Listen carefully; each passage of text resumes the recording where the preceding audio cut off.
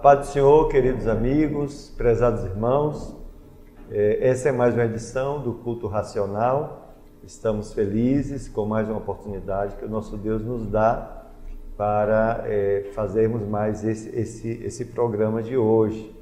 Eu gostaria de, desde já, me desculpar com vocês. Semana passada não pudemos fazer o programa, portanto, fizemos uma reprise do programa anterior, mas hoje estamos retomando uma discussão importante que estamos fazendo no livro de Romanos. Já estamos fechando o capítulo 1 de Romanos e gostaria de convidar você a estar conosco nesses dias aí que se seguem. Estaremos avançando no capítulo 2, capítulo 3, e paramos mais no capítulo 1, porque houve uma necessidade essencial para entendermos a base toda desse livro de Romanos, um livro importantíssimo, que é a justificação pela fé. Mas hoje a gente vai dar continuidade e avançar um pouquinho mais. Eu quero dizer que o programa Culto Racional é um programa que está à sua disposição. Você pode mandar o seu e-mail, mandar suas questões. É um programa que eu sempre digo que é amigo da fé, ele tem essa raiz apologética, e nós, no início do ano, desde fevereiro, nós abraçamos mais uma vertente, mais uma diretriz do nosso programa, que é discutirmos a palavra de Deus, meditarmos na palavra de Deus, versículo por versículo.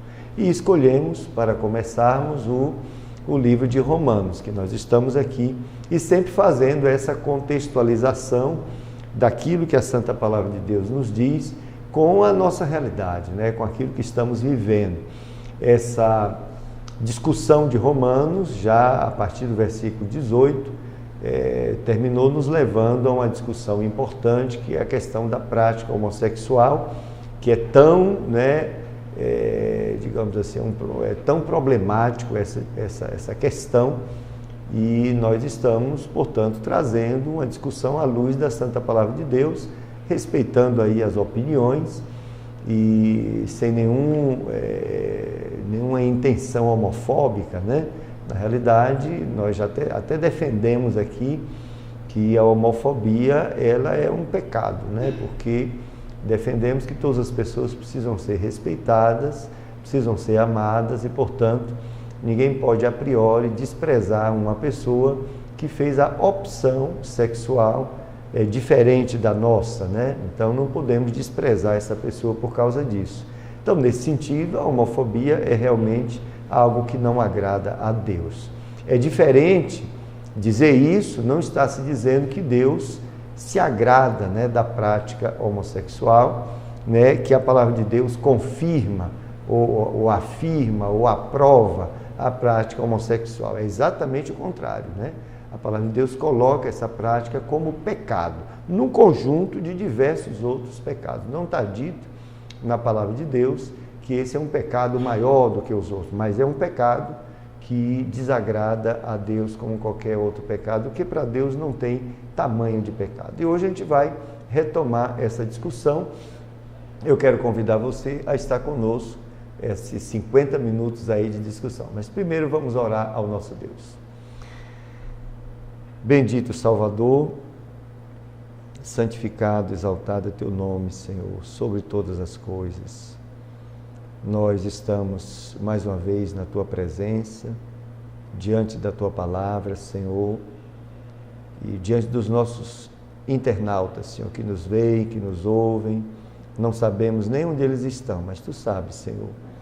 E é a tua palavra que vai ser, Senhor, divulgada, pregada, Senhor, e rogamos que o Senhor, através da agência do teu Santo Espírito, Senhor, faça, Senhor, obra gloriosa no coração, na mente daqueles que estão conosco, Senhor, neste programa. Senhor, que o teu Santo Espírito tenha liberdade, Senhor, de aplicar a tua palavra com todo o poder que lhe confere, Senhor, com toda a vida que dela deriva, Senhor, que seja aplicado no coração dos nossos ouvintes, Senhor, e que haja restauração, ó Pai, que haja convencimento que só o Teu Espírito pode fazer, Senhor, que haja, meu Deus, conversão, restauração, Senhor. É a nossa oração, meu Pai, em nome de Jesus. Amém. Amém. E nós gostaríamos também de voltar ao texto, né? O texto, provavelmente nessa série, vai ser a última vez que eu estou lendo, que eu já estou nos últimos versículos desse capítulo. Eu só quero fazer uma última leitura, que hoje já queremos entrar no capítulo 2, né? Se tudo der certo, a gente entra no capítulo 2, mas eu quero ler mais uma vez Romanos 1, de 18 até o 32, né? E o texto diz assim: porque do céu se manifesta a ira de Deus sobre toda impiedade e injustiça dos homens, que detêm a verdade em injustiça. Porquanto o que de Deus se pode conhecer neles se manifesta, porque Deus lhe manifestou.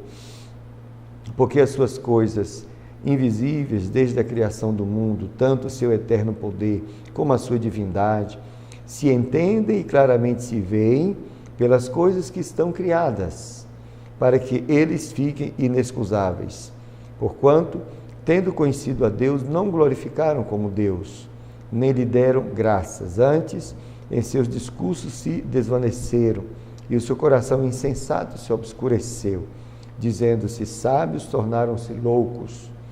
E mudaram a glória do Deus incorruptível em semelhança da imagem de homem corruptível, e de aves, e de quadrúpedes, e de répteis, pelo que também Deus os entregou às concupiscências do seu coração, à imundícia, para desonrarem o seu corpo entre si.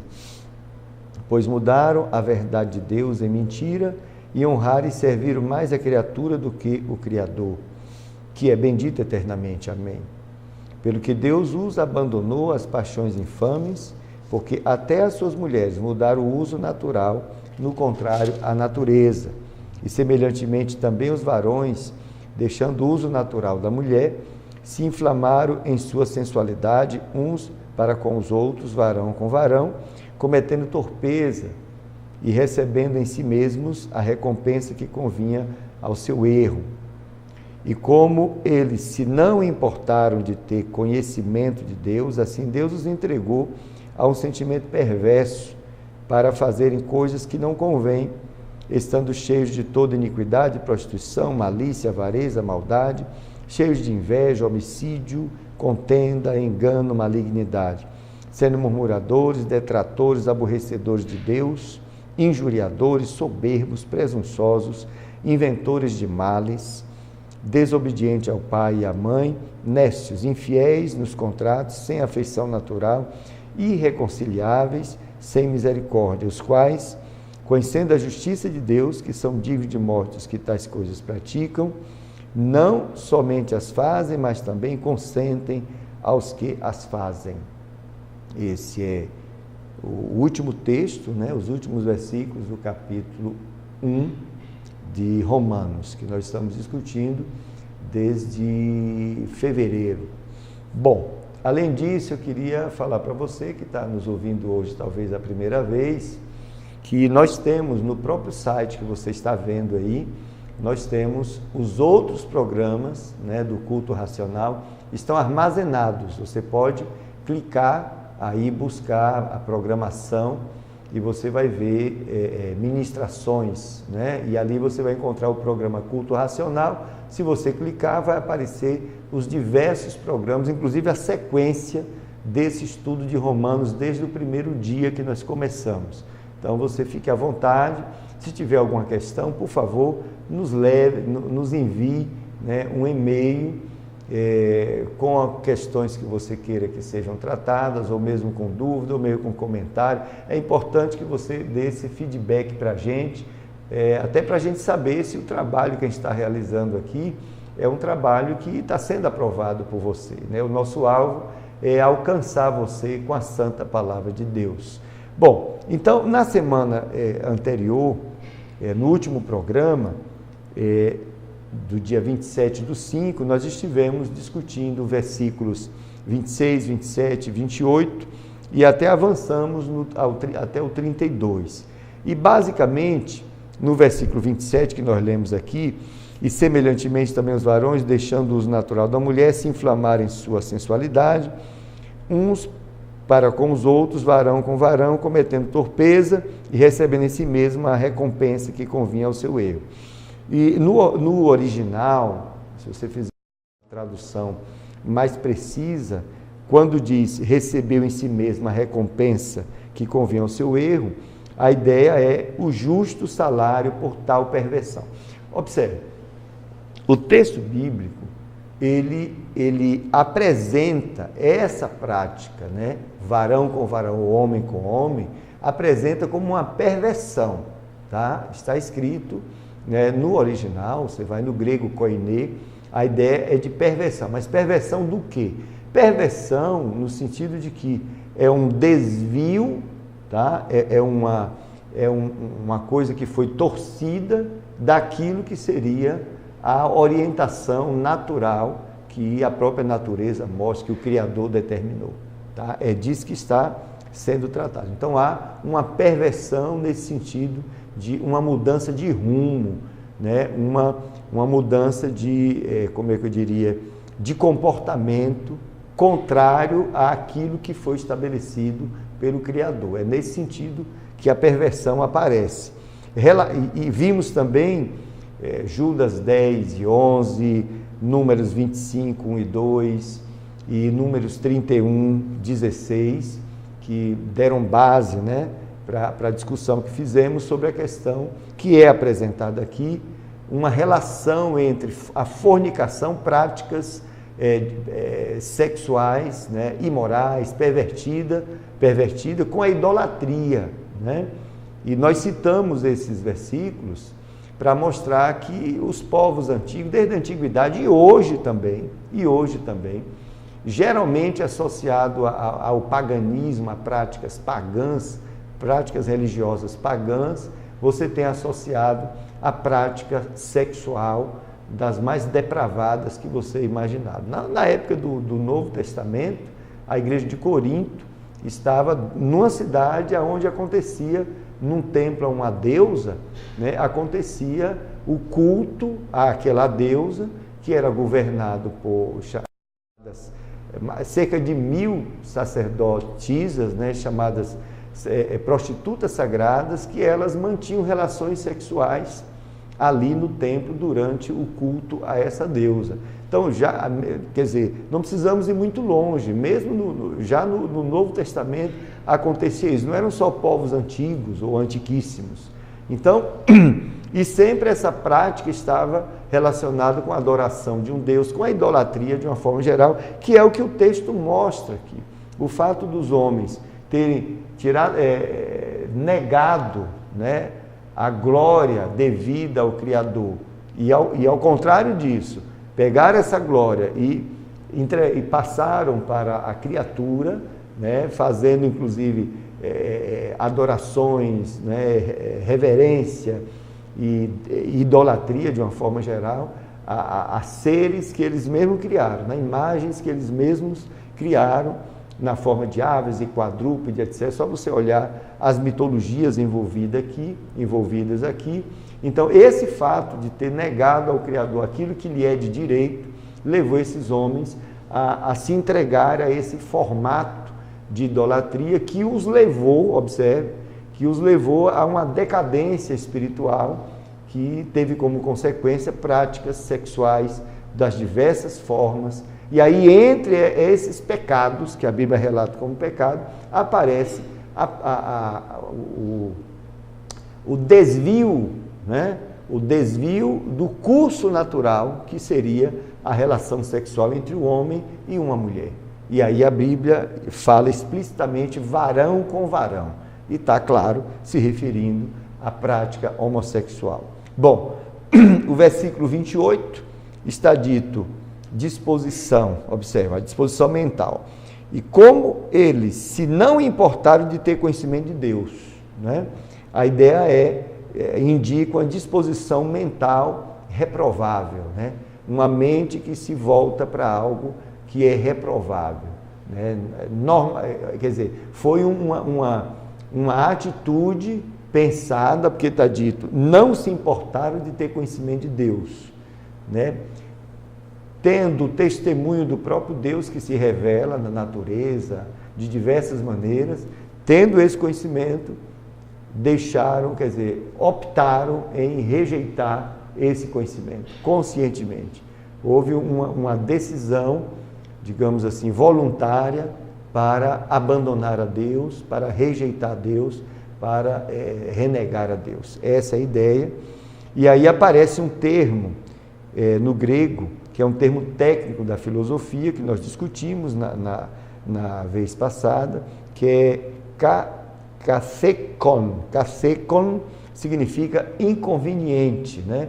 A ideia de inconveniente, ou seja, eles foram entregues a práticas contrárias à natureza, ou inconvenientes com respeito à natureza, ou não convenientes à natureza. Na realidade, sabemos que a palavra de Deus revela com muita clareza que Deus estabeleceu um padrão para a natureza, né? O padrão ele mostrou desde o início. Ele criou macho, criou fêmea, homem e mulher, e disse, olha, se juntem, tá? Adequou, né, os sexos, né, o aparelho, digamos assim, reprodutor do ser humano, tanto homem quanto mulher, e disse, vocês vão se juntar, tá? E vão perpetuar a vida aqui na Terra. Vocês vão se reproduzir, vocês vão ter filhos, vocês vão frutificar em família.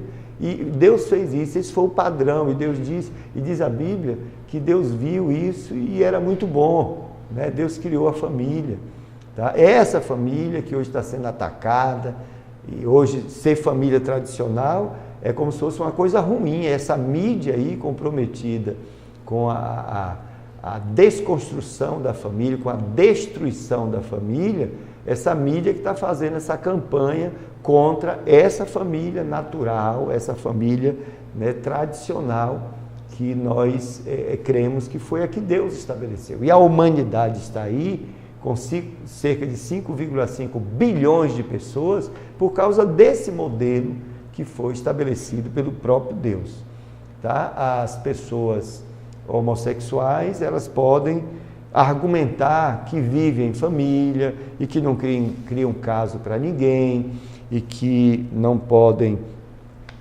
ser discriminadas, etc. Tudo bem, claro que não podem nem devem ser discriminadas, mas, por outro lado, sendo bastante honesto, tá, com a humanidade, nenhum casal homossexual pode ser tomado como padrão, né, como padrão de procriação da raça humana, etc. Por motivos muito óbvios, né? Não pode até viver lá como quiser, as pessoas são livres, mas o padrão para a humanidade, para a perpetuação da vida, é um homem e uma mulher, como Deus fez. Não estou dizendo que os casais héteros são, digamos assim, não têm suas dificuldades. Claro, qualquer casal vai ter. E as duplas, que eu não chamo de casal, as duplas gays, tem uma campanha aí mundial para dizer que as duplas gays são as pessoas mais felizes do mundo. Isso é mentira. Isso não é verdade, tá? É só ter intimidade e conversar com essas pessoas. Eu tenho pessoas da universidade que eu conheço, não é bem assim.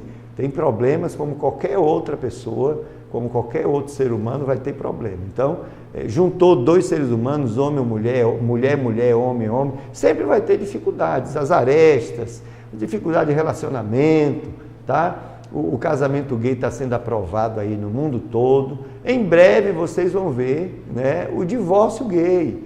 Isso é uma realidade. Não pensem que essa campanha mundial, que é para convencer a nossa juventude, os nossos adolescentes, as nossas crianças, para dizer que eles são os mais felizes do mundo, isso é uma grande mentira, tá? Então vamos ser honestos, né?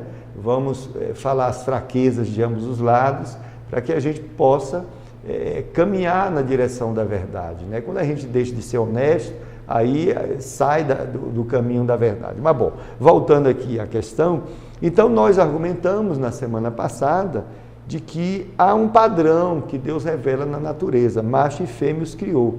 E Jesus inclusive disse, o que Deus juntou não separe o homem, o que Deus fez O homem não deve meter o bico, porque só vai dar coisa errada, só vai dar infelicidade. E mostramos algumas referências explícitas, porque referências implícitas na Bíblia sobre essa questão da família, né, do padrão de Deus, tem diversas, né? E com respeito também à prática do pecado homossexual. Tá? Mas referências explícitas sobre a prática homossexual, nós mostramos Levítico 18, 22, Levítico 20, 13, 1 Coríntios 6, de 9 a 10, e esse texto aqui, que é explícito, Romanos 1, de 18 a 32. Além disso, vamos voltar ao versículo 26, que nós vimos também, pelo que Deus os abandonou às paixões infames, porque até as suas mulheres mudaram o uso natural, no contrário à natureza. Bom, nesse texto aparece, né, a palavra, quando foi traduzido aqui, mulheres, na realidade, e no texto de 27, que aparece, deixa eu ver se é o 27, então, nesse texto que aparece mulher e homem, na realidade, quando a gente vai olhar, tá, nos escritos originais ou cópias do originais, é o mais correto dizer, o termo que se refere à mulher e o termo que se refere a homem, na realidade está se referindo, é um texto relacionado a macho e fêmea no sentido geral dos animais, né? Animais irracionais. Foi esse texto, foi esses termos que o apóstolo Paulo cunhou aqui nesse texto do capítulo 1 de Romanos. E a ideia é de que os seres humanos, eles entraram em práticas que os levaram a estar no mesmo nível de prática de animais irracionais. Essa é a ideia que o texto traz, tá? E a ideia de mostrar esse nível inferior que indivíduos estariam agindo como meros animais, né? Que é o que está em voga aqui nesse texto. Porque a ideia é que os homens, os seres humanos, são as criaturas mais excelentes que Deus criou. Deus criou o homem e a mulher à sua imagem, à sua semelhança. E agora, eles desceram um nível equivalente ao do reino animal, a meros animais irracionais, quando estão nessas práticas sexuais. Bom, então assim, foi basicamente isso que nós falamos na vez passada. Estou fazendo um pequeno resumo, acrescentando algumas coisas, e hoje eu queria fechar esse capítulo mostrando o seguinte: a gente vai na internet, eu imprimi aqui, ó, um material da internet que está lá falando sobre homossexualismo no Wikipédia, e claramente a gente vê que é um texto que foi produzido por homossexuais, né? E eu não vou discutir ele todo, eu posso voltar, né, futuramente em detalhe nesse texto, mas eu queria só resgatar, só para mostrar como é que a falta de honestidade, né? Quando se tenta se defender de uma determinada coisa e faz até interpretações da palavra de Deus muito convenientes, né, ao que eles pensam. Tá? Então, eu penso que é uma interpretação forçada, né, numa linguagem bem bonitinha, bem robuscada, entendeu? Mas, na realidade, interpretações forçadas. Eu vou só citar aqui a questão do relacionamento de Ruth e com Noemi, a sogra dela, e depois com Jonatas e Davi, né? Porque esse documento, entre outros, né, argumentam que há relacionamento homossexual relacionado ou descrito aqui nas Escrituras Sagradas. Pegando, por exemplo, esses dois exemplos, né? E vamos lá. Aqui está dito: Noemi era viúva com 2 filhos. Ruth é a viúva de um dos filhos de Noemi. Muito bem, isso aqui está no livro de Ruth, tá? Muito bem. Disse, porém, Ruth, aqui está citando parte dos versículos lá no Ruth, capítulo 3, né? Não, capítulo 1. Diz, porém, Ruth: não me instes para que te abandone e deixe de seguir-te, porque aonde quer que tu fores, irei eu, e onde quer que pousares, ali pousarei eu. O teu povo é o meu povo, o teu Deus é o meu Deus. Onde quer que morreres, morrerei eu, e ali serei sepultada. Faça-me assim o Senhor e outro tanto, se outra coisa que não seja a morte me separar de ti. E isso é que o texto bíblico diz. Deixa eu localizar logo aqui. Ruth, porque a gente vai voltar em outros versículos de Ruth para contra-argumentar, né, essa interpretação homossexual, né, argumentando que na Bíblia, né, esse relacionamento de Ruth com sua sogra é um relacionamento homossexual. Olha só o que dizem eles. Tal passagem bíblica apresenta uma declaração de amor entre duas mulheres que firmam um pacto de comprometimento por toda a vida. O caráter amoroso e conjugal da passagem é tão marcante que ela é frequentemente utilizada em sermões matrimoniais, bem como em epígrafes de convite de casamento. O caráter amoroso e conjugal da passagem? Onde é que está isso aqui?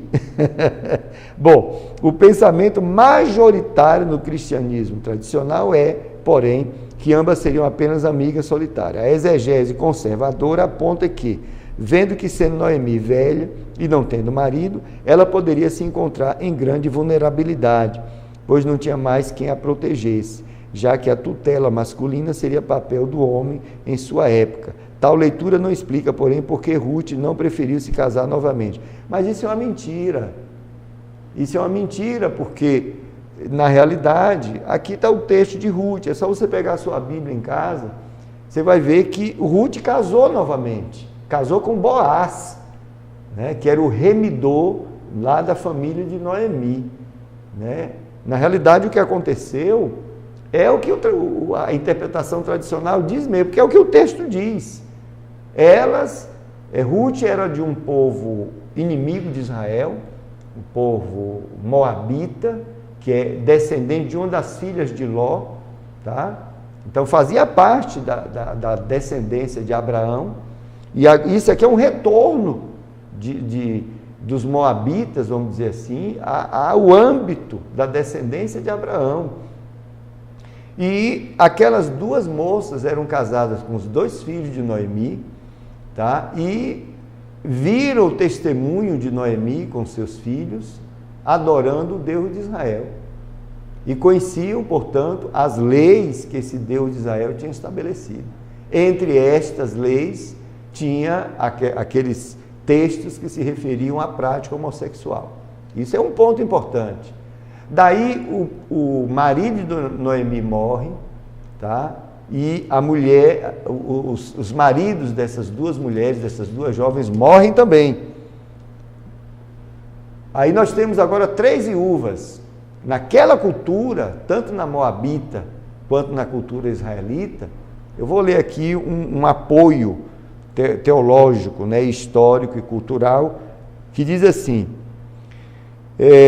quase não havia situação pior do que a viuvez para as mulheres no mundo antigo, tá? As pessoas se aproveitavam delas ou as ignoravam, quase sempre estavam fadadas à pobreza. No entanto, a lei de Deus mandava que o parente mais próximo do falecido, esse era o chamado remidor, né, cuidasse das viúvas. Noemi não possuía parentes em Moabe, lá na terra de Ruth. Aí ela decide voltar. E não sabia se havia ainda parentes vivos em Israel. Mesmo angustiada, o que foi que ela fez? O que foi que Noemi fez? Se você for ler o livro de Ruth, você vai ver que Noemi chamou as duas noras e disse: olha, vocês estão viúvas, procure o casamento, procurem alguém para cuidar de vocês, porque se vocês ficarem sem marido, vocês vão ser discriminadas, vão morrer à míngua aí, porque essa é a nossa cultura. Aí foi que Ruth fez, vendo Noemi já velha, Ruth disse: não, o teu Deus é o meu Deus, aonde você for eu vou junto, se você morrer eu vou morrer junto. Isso aqui era a atitude de um relacionamento, né, de pessoas que conheciam um Deus verdadeiro e que desenvolveram sim um relacionamento de amizade, um relacionamento de uma nora cuidar de uma sogra. Não é nem comum isso, nos dias de hoje, Sogra parece ser o sinônimo de uma coisa ruim, né? Graças a Deus minha sogra não é assim, mas só Deus faz isso, né? Então, inclusive, observe, Ruth, como moabita, ela estava, quando ela decidiu cuidar da sua sogra, que estava sozinha, ela sabia que ela poderia morrer à míngua lá em Israel. Ela disse, não, eu vou cuidar da minha sogra. Mas ela sabia que se ela fosse, ela podia morrer, inclusive, poderia ser assassinada, porque ela era inimigo, o povo dela era inimigo de Israel. E por isso, se ela estava indo com Noemi, estava arriscando a própria vida, mas ela foi. O nome disso é amor, mas não amor do erotismo, do sexo. Não, é quando alguém ama outra pessoa e se doa a vida a essa pessoa. Sabe quem faz isso? É o amor de Deus nos nossos corações. E isso a gente faz se a pessoa é do nosso sexo, se a pessoa é de sexo diferente. Então, eu declarar o meu amor por um irmão, por um outro homem, no sentido da fraternidade, né, do auxílio, da ajuda, não significa que eu quero dormir com ele. Meu Deus do céu, que loucura é essa? Que interpretação absurda é essa para forçar que a Bíblia está defendendo o homossexualismo? Tenha paciência. Bom, daí, mesmo angustiada, Noemi teve uma atitude generosa. Embora decidida a retornar a Israel, ela encorajou Ruth e Orfa a ficarem em Moabe e recomeçarem suas vidas, apesar disso significar grande sofrimento para ela. Como Noemi, devemos considerar, bom, aqui já tem um conselho, né? Seguir o exemplo de Ruth. E Ruth, ela adota o Deus de Israel, ela adota servir ao Deus de Israel.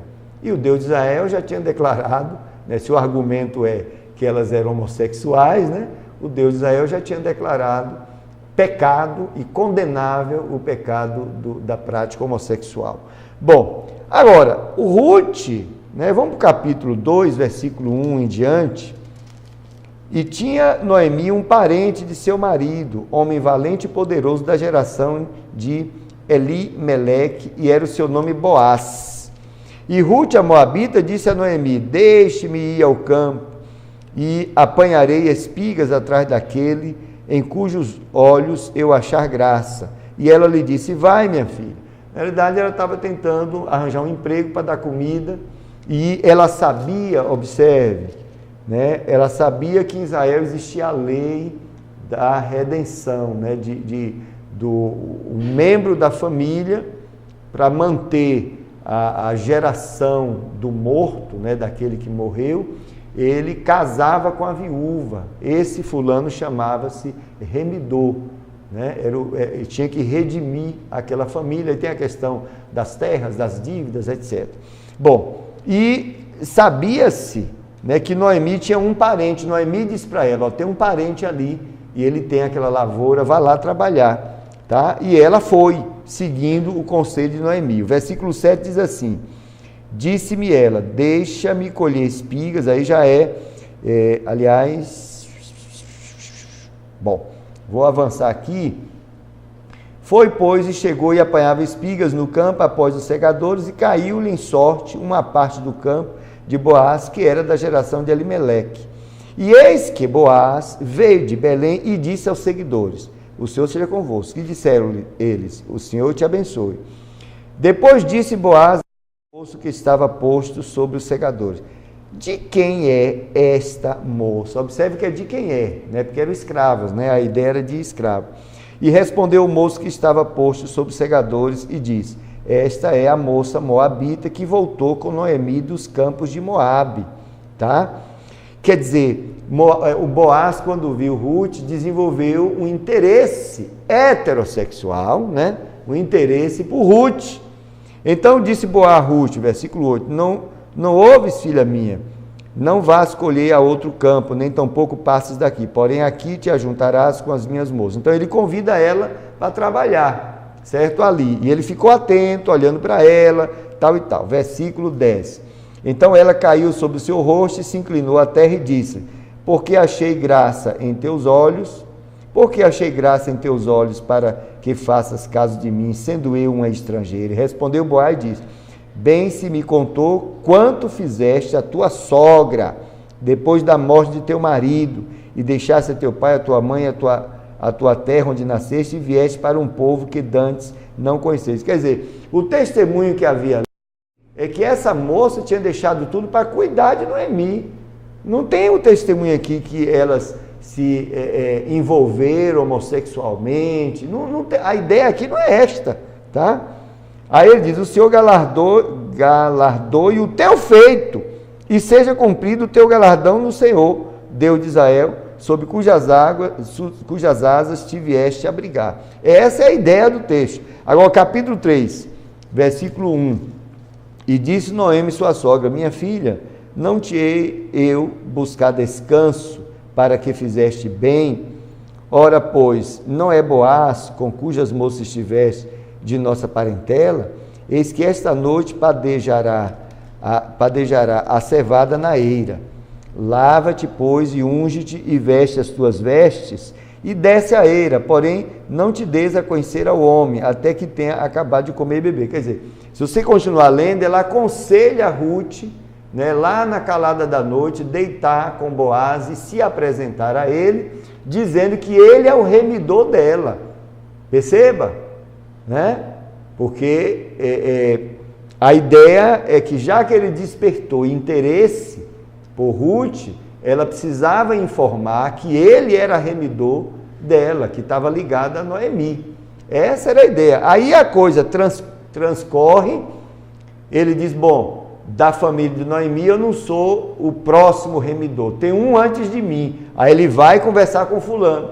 Aí o fulano diz: bom, eu posso ser o remidor sim. Aí ele diz: bom, mas você vai ter que casar com a moabita Ruth, que está com ela. Aí o remidor diz: não, fica ela para você. Aqui, ó, capítulo 4, versículo 8. Disse-lhe, pois, versículo 8, o remidor a Boaz: toma para ti, e descalçou o sapato. Aí o que é que acontece? Observe, aí vem versículo 11, e todo o povo que estava na porta, os anciãos, disseram: somos testemunha, o Senhor faça a esta mulher que entra na tua casa, como a Raquel e como a Leia, que ambas edificaram a casa de Israel.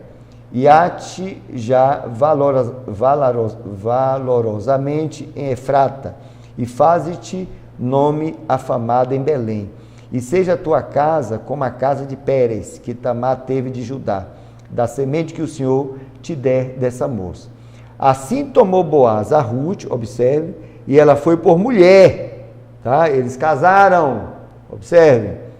E ele entrou a ela, e o Senhor lhe deu conceição, e ela teve um filho, certo? Aí você vai ver a descendência de Ruth, vai chegar aqui, ó, versículo 21. E Salmão gerou a Boaz, e Boaz gerou a Obed, que era o filho deles, e Obed gerou a Jessé, e Jessé gerou a Davi, e Jesus veio de Davi, tá? Então, é só ler a palavra de Deus. Esse depoimento aqui, ele é um depoimento forçado, né? Mentiroso, que diz que ela não casou, não preferiu casar novamente, mas na realidade ela preferiu casar novamente, sim, tanto que casou com Boaz. É só um detalhe para a gente estar argumentando essa questão do homossexualismo, que eles dizem que tem na Bíblia, quando na realidade não tem na Bíblia. Agora vamos a um caso mais forte, né? Um pouquinho mais forte, que eles argumentam, porque tem algumas expressões, né, relacionando Davi, né, e Jonatas. Vamos ver o que diz aqui no próprio texto deles, né? Aqui, Davi e Jonatas. Jonatas era o filho do rei Saul e primeiro na linha de sucessão, mas Samuel indicou Davi para ser o próximo rei, o que lhe trouxe grande preocupação a Saul. Aí diz assim o texto: a alma de Jonatas se ligou com a alma de Davi, e Jonatas o amou como a sua própria alma. Pois é, observe, né? E Saul naquele dia o tomou e não lhe permitiu que voltasse para a casa de seu pai. E Jonatas e Davi fizeram aliança, porque Jonatas o amava a sua própria alma. E Jonatas se despojou da capa que trazia sobre si e a deu a Davi, como também as suas vestes, até a sua espada e o seu arco e o seu cinto. Aí passa textos, etc. E outro texto. E indo-se o moço, levantou-se Davi do lado do sul e lançou-se sobre o seu rosto em terra. E inclinou-se 3 vezes. E beijaram-se um ao outro e choraram juntos, mas Davi chorou muito mais. Outro texto. Angustiado estou por ti, meu irmão Jonatas. Observe, relacionamento de irmãos. Você vai pela Europa e alguns outros países, você encontra homens beijando homens, e fazem isso quando eles têm um relacionamento de muita consideração, de muita intimidade. Isso é herança da cultura bíblica, né, da base protestante, daqueles países. No Oriente é algo semelhante. Eu estive na Índia e eu vi no meio da rua jovens, rapazes, andando, um pegado na mão do outro. Se fosse aqui, ia ser o maior escândalo, por causa da homofobia. As pessoas iam dizer que eles eram homossexuais. Mas ali na cultura deles, ali é uma demonstração de profunda amizade. Né? No mundo árabe, eles pegam, um pega no dedinho do outro, sai andando assim com o dedinho, acho que é esse dedo aqui, um agarrado no dedo do outro. Isso é uma atitude de grande amizade. Depois um senta no colo do outro, na perna, e faz cafuné. Para nós seria um absurdo essa cultura ocidental, cheia de preconceitos, né? Cheia de maldade na cabeça. Mas você chega em países como esse, que são países religiosos. Observe, olha o detalhe aí, países religiosos, que ainda conseguem manter um padrão de sinceridade, né, de amor ao próximo e de amizade perfeita, ou melhor, podemos dizer amizade perfeita, né? Não tem perfeição, mas de amizade profunda, sincera. Aqui é um texto oriental, na Bíblia está escrito, é um mandamento, inclusive, para nós cumprimentarmos os outros com ósculo santo. A igreja ocidental não adotou isso, porque ela entendia que era um mandamento cultural, de demonstração de amizade, etc., e que nós poderíamos representar de outra maneira. Há controvérsia sobre essa mudança. Então, hoje, você aperta a mão da pessoa, você pega no ombro, tá? Mas Jesus disse para Judas o quê? Quando ele beijou Jesus, Jesus disse: amigo, com um beijo você trai o Filho do Homem. Essa questão de beijar era coisa de muita intimidade, não era qualquer um que beija, não. Eu passei um tempo na Europa, tive colegas, pessoas que não são nem evangélicas, que trabalhavam lá comigo no instituto, tá? Foi desenvolvida uma amizade e quando eu volto lá, alguns deles me agarram e me beijam. Não são da igreja, mas são amigos, né? Colegas de trabalho, que o tempo que passamos lá foi desenvolvida uma amizade sincera tão grande que eles me tratam como família, porque eles não beijam qualquer pessoa. Então, quando eu chego lá no aeroporto, alguém me recebe, eles me beijam. E eu beijo também, entendendo, né, que isso aí é uma demonstração de amizade sincera. Com Davi, né, e Jonatas, era algo desse tipo. Jonatas entendia que Davi era um ungido de Deus, que era um homem mais justo e honesto do que o próprio pai dele, que se tornou um ímpio. Então, a expressão que a Bíblia diz que a alma de um se ligou ao outro, era essa irmandade, de profundidade mesmo. Não está dito que os dois eram homossexuais e que dormiam juntos por causa disso, pelo amor de Deus. Eu quero entender, portanto, que os homossexuais que escreveram isso, não todos, é claro, os homossexuais que escreveram esse texto e que defendem isso, é porque não conhecem o amor fraternal. Eles não entendem que entre um homem e o outro pode haver amor fraternal, que é Deus que dá. Se um homem disser apenas uma palavrinha mimosa, diga aí, querido, eu tive... Você vai hoje na feira aqui em Feira de Santana, o vendedor está lhe tratando de querido. Aí vai passando alguém, me vê conversando com o vendedor, me chamando de querido, esse alguém, se for esse fulano ou esses fulanos que escreveram esse texto, vão achar que eu estou marcando um encontro homossexual com esse vendedor? Espera aí, minha gente, que loucura é essa? Sejam honestos com a palavra de Deus. Esse texto não está de forma alguma, está dito que eles eram irmãos, apesar de não serem irmãos na carne, né? Mas eles tinham essa consideração, essa sinceridade a este ponto. Tá? Aí diz, o relato apresenta um intenso relacionamento de amor entre dois homens e de forma textual compara esse amor como superior ao amor das mulheres. Muito interessante, tá? Então, Jonatas tinha, agora a posição, qual é a posição que ele mesmo coloca aqui, a posição tradicional, o conservador. Jonatas tinha amado Davi, pois sabia da sua vocação para com Deus, tá? Davi era um jovem que o Espírito de Deus repousou sobre ele, fez grandes feitos, entre eles começou os seus grandes feitos como desafiando um gigante que o exército de Israel, né, fugia dele, tá? Isso levou a uma comoção nacional, né? Todo mundo, não era só Jonatas, todo mundo amava Davi, certo?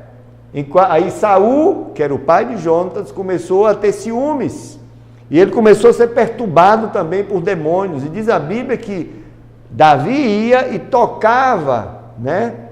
Tocava a harpa para ele, e o Espírito de Deus, através daquele cântico, libertava, expulsava os demônios da vida de Saul. Isso tudo, essas bênçãos, aconteciam através da vida de Davi, na família de Saul. Foi isso que despertou a amizade com Jonatas, que via no pai um homem ímpio que queria matar por ciúme Davi, e via Davi um menino de Deus, um homem de Deus. Despertou ali um amor fraternal, uma amizade, porque ele via em Davi este homem de Deus. Israel clamava por um rei, homem de Deus, e Jonatas estava vendo isso em Davi, tá? E o amor declarado um pelo outro, em meio a beijos e lágrimas, seria uma expectativa de que Davi viria a ser o grande rei que fora profetizado, ou seja, amor à vitória e ao ápice de Israel. É isso aí mesmo. Eu não posso forçar o texto para, digamos assim, macular, né, um amor fraternal, né, impondo que esse amor fraternal era uma coisa puramente erótica entre dois homens. Tenha paciência, tá? Beijar-se sempre teria sido um costume Oriente Médio, mas é claro, do Oriente Médio, que não expressaria sexualidade de acordo com aquela cultura. E eu desafio você, pega um avião, sai visitando as culturas do Oriente Médio para você ver muçulmanos, árabes de uma forma geral, que possuem grande, uma rigidez na questão da amizade sincera. Você chega para um amigo árabe, chega no aeroporto, acontece coisas desse nível. Ele pega a sua mão, você sai de mãos dadas, e a esposa dele, em muitos momentos, dependendo da família, é que leva a mala e vai atrás de vocês dois.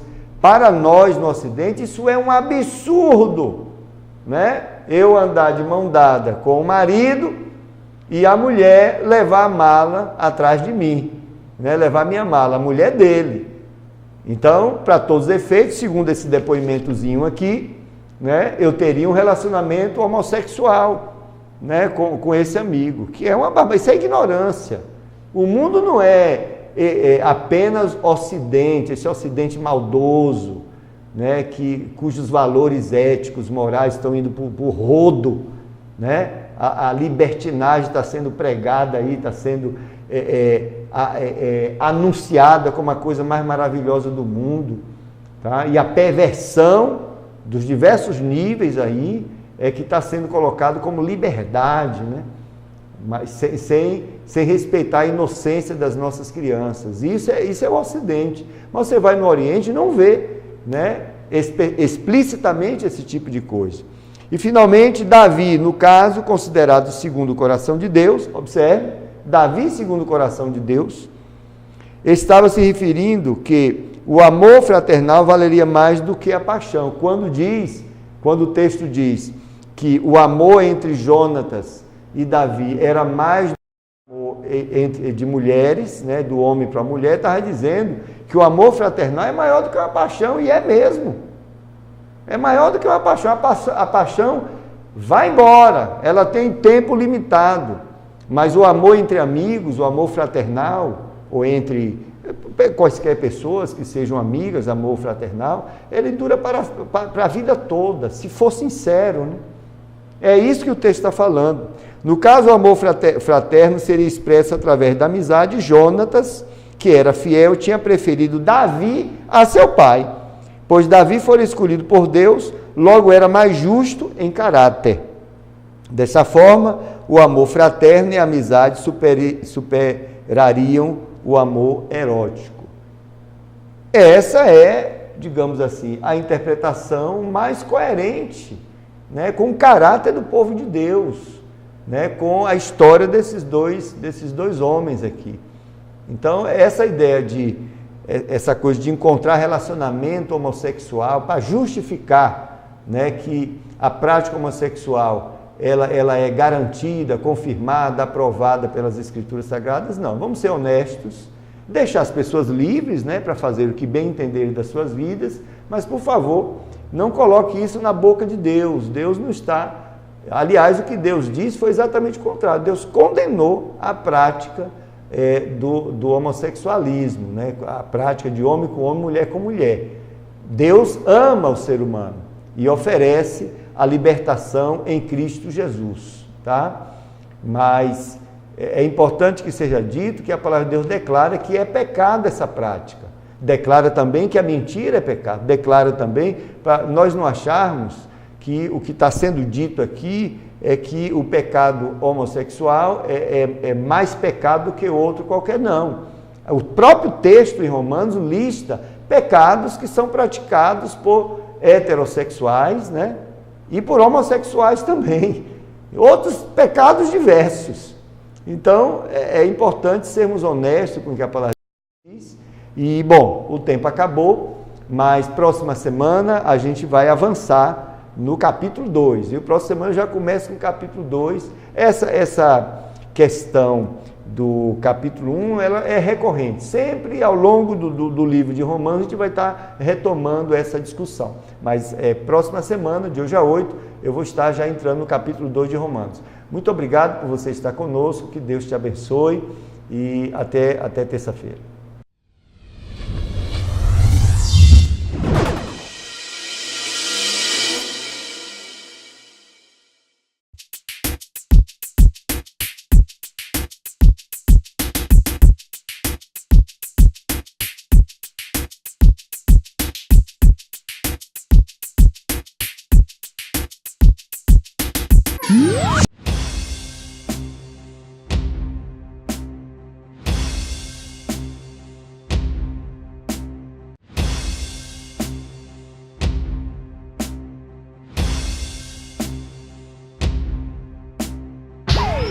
Provídeo, produtora de vídeo, faça a festa e recorde com a gente.